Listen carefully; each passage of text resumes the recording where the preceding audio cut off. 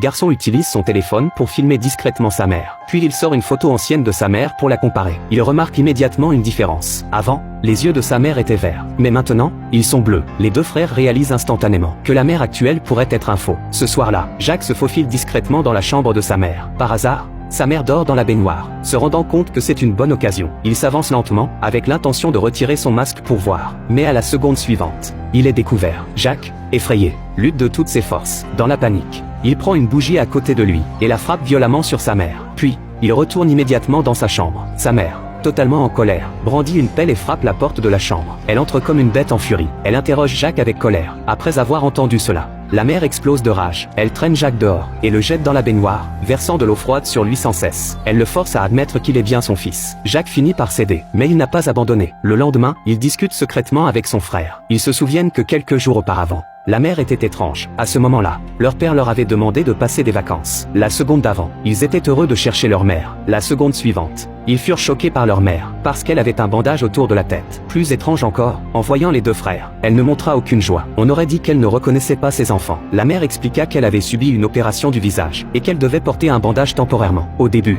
les deux frères ne s'en souciaient pas. Mais quand leur mère leur donna des cadeaux, il n'y en avait qu'un seul. De plus, elle leur donna des ordres étranges. Ne pas ouvrir les rideaux pendant la journée, ne pas entrer dans sa chambre, et surtout, ne pas pénétrer dans l'entrepôt du jardin. Plus elle interdisait, plus ils devenaient curieux. Les deux frères se dirigèrent vers l'entrepôt. Jacques grimpa à l'étage de l'entrepôt. Sur une planche, il aperçut un trou rond. Autour, il y avait des traces qui avaient été nettoyées. Il semblait qu'il s'était passé quelque chose. Cependant, Jacques ne pouvait pas identifier si c'était du sang. Juste au moment où il s'apprêtait à partir, Jacques fut attrapé par sa mère. La mère, habituellement douce, se mit à crier sur Jacques. Elle le poussa violemment. Les deux frères trouvèrent cela étrange. Il semblait que leur mère avait changé. Le soir, Jacques découvrit que sa mère parlait en secret au téléphone. Elle disait qu'elle ne voulait plus continuer à faire semblant, et qu'il fallait vite envoyer les deux frères ailleurs. À ce moment-là, Jacques fit accidentellement du bruit. La mère remarqua immédiatement que quelque chose n'allait pas. Jacques, effrayé, se précipita sous la couverture. Sa mère monta rapidement, mais heureusement, elle ne remarqua rien. Le lendemain, alors que sa mère répondait au téléphone, ses yeux se détournaient, comme si elle évitait délibérément les deux frères. Ils la suivirent discrètement à l'étage, mais de l'autre côté de la porte, ils ne pouvaient rien entendre. Ils sortirent un talkie-walkie, et,